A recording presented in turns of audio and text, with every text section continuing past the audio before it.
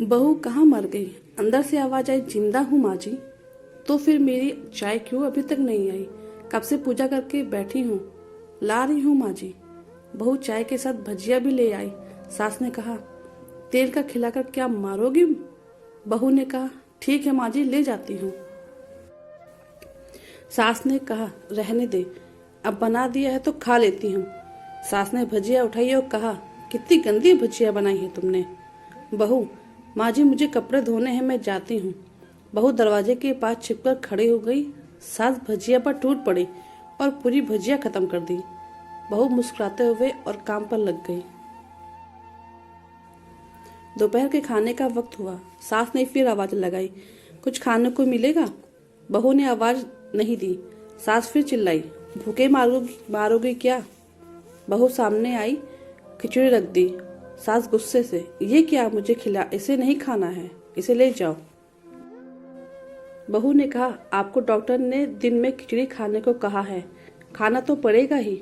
सास मुंह बनाते हुए, हाँ तू मेरी माँ बन जा। बहू फिर मुस्कुराई और चली गई।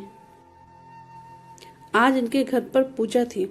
बहू सुबह 4 बजे से उठ गई। पहले स्नान किया, फिर फूल लाई, माला बनाई, रसोई साफ की, पकवान और भोज बनाया। सुबह 10 बज गए। अब सास भी उठ चुकी थी। बहू अब पंडित जी के साथ भगवान के वस्त्र तैयार कर रही थी। आज ऑफिस की छुट्टी भी थी। उनके पति भी घर पर थे। पूजा शुरू हुई। सास चिल्लाती, बहू ये नहीं है, वो नहीं है। बहू दौड़ी दौड़ी आती और सब करती। अब दोपहर के 3 बज गए थे। आरती की तैयारी चल रही थी। पंडित जी ने सबको आरती के लिए बुलाया और सबके हाथों में थाली दी। जैसे ही बहू ने थाली पकड़ी, थाली हाथों से गिर पड़ी। शायद भोज बनाते हुए बहू के हाथों में तेल लगा था, जिसे वो पोंछना भूल गई थी। सारे लोग तरह तरह की बातें करने लगे। कैसी बहू है, कुछ नहीं आता, एक काम भी ठीक से नहीं कर सकती, न जाने कैसी बहू उठा लाए। एक आरती की थाली भी संभाल नहीं सकी। उसके पति भी गुस्सा हो गए, पर सास चुप रही, कुछ नहीं कहा, बस यही बोल के छोड़ दिया, सीख रही है, सब सीख जाएगी धीरे धीरे। अब सबको खाना परोसा जाने लगा। बहू दौड़ दौड़ के खाना देती, फिर पानी लाती। करीब 70-80 लोग हो गए थे। इधर 2 नौकर और बहू अकेली। फिर भी वहाँ सारा काम बहुत ही अच्छे तरीके से करती। अब उसकी सास और कुछ आस पड़ोस के लोग खाने पर बैठे। बहू ने खाना परोसना शुरू किया। सबको खाना दे दिया गया। जैसे ही पहले निवाला सास ने खाया, तुमने नमक ठीक नहीं डाला क्या? एक काम ठीक से नहीं करती, पता नहीं मेरे बाद कैसे ये घर संभालेगी। आस पड़ोस वालों को तो जानते ही हो ना साहब, वो बस बहाना ढूंढते हैं नुक्स निकालने का। फिर वो सब शुरू हो गए, ऐसा खाना है, ऐसी बहू है और ये वगैरह वगैरह। दिन का खाना हो चुका था। अब बहू बर्तन साफ करके नौकरों के साथ लग गई। रात में जगराता का कार्यक्रम रखा गया। बहू ने भी 1-2 गीत गाने के लिए स्टेज पर चढ़ी। सास जोर से चिल्लाई, मेरी नाक मत कटा देना, गाना नहीं आता तो मत गा, वापस आ जा। बहू मुस्कुराई और गाने लगी। सबने उसके गाने की तारीफ की, पर सास मुंह फुलाते हुए बोली, इससे अच्छा तो मैं गाती थी जवानी में, तुझे तो कुछ भी नहीं आता। बहू मुस्कुराई और चली गई। रात का खाना खिलाया जा रहा था। उसके पति की ऑफिस के दोस्त साइड में ही ड्रिंक करने लगे। उसका पति चिल्लाता, थोड़ा बर्फ लाओ, तो सास चिल्लाती, यहाँ दाल नहीं है। फिर चिल्लाता, कोल्ड ड्रिंक नहीं है, पापड़ ले आओ। इधर उधर आखिरी में उसके पति की शराब गिर पड़ी उसके एक दोस्त पर और बोतल टूट गई।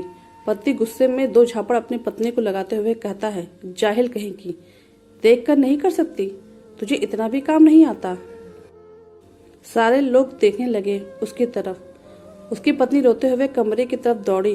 फिर उसके दोस्तों ने कहा, क्या यार, पूरा मूड खराब कर दिया, यहाँ नहीं बुलाया होता, हम कहीं और पार्टी करते। कैसी अनपढ़ गवार बीबी ला रखी है, उसे तो मेहमानों की इज्जत और काम करना तक नहीं आता। तुमने तो हमारी बेइज्जती कर दी।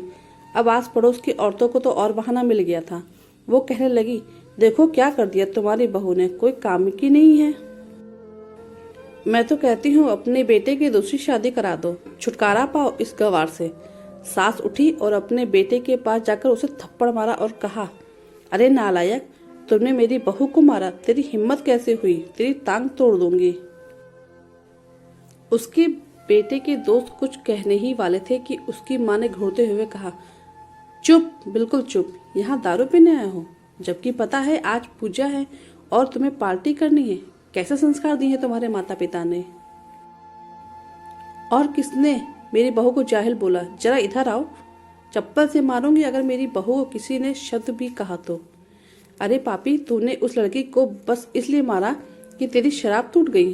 पापी, वो बच्ची सुबह 4 बजे से उठी है और घर का सारा काम किए जा रही, ना सुबह से नाश्ता किया ना दिन का खाना खाया, फिर भी हंसते हुए सबकी बातें सुनते हुए, ताने सुनते हुए घर के काम में लगी रही।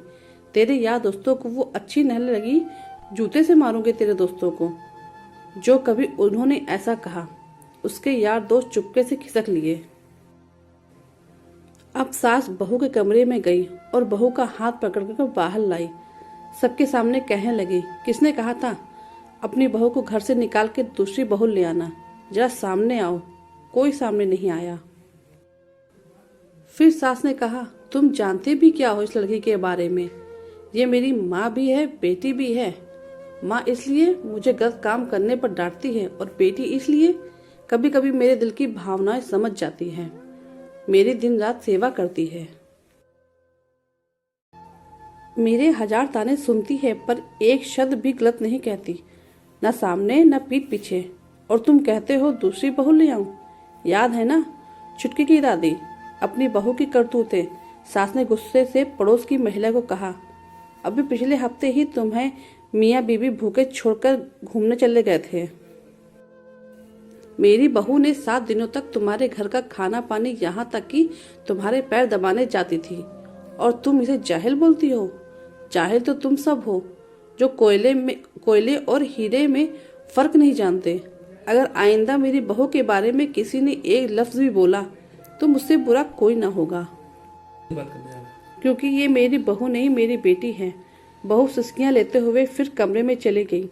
सास ने एक प्लेट उठाई और भोजन परोसा, बहू के कमरे में खुद ले गई। सास को भोजन लाते देखा तो बहू ने कहा, अरे माँ जी, आप क्या कर रही हो, मैं खुद ले लेती। सास ने प्यार से ताना मारते हुए कहा, डर मत, इसमें जहर नहीं है, मार नहीं डालूंगी तुझे नई सास चाहिए होगी, पर मुझे अभी भी तू मेरे घर की बहू चाहिए। बहू ने अपनी सास को रोते हुए गले लगा लिया। सास भी रो दी पहली बार और कहा, चल खाना खा ले। फिर मजाक करते हुए कहा, फिर मेरे पैर दबाने चले आना, और ये ख्याल मत लाना कि सास पैर बोलती है, किसी दिन मैं इसका गला दबा दूंगी, क्योंकि कभी मैं भी यही सोचती थी। दोनों खूब हंसने लगी। कुछ रिश्ते बहुत मीठे होते हैं, बस बातें कड़वी होती हैं। तो दोस्तों, कैसे लगी ये कहानी, आपको अच्छी लगी तो चैनल को लाइक और सब्सक्राइब करिएगा और कमेंट करके जरूर बताइएगा कि किस किस के साथ ऐसा हुआ है।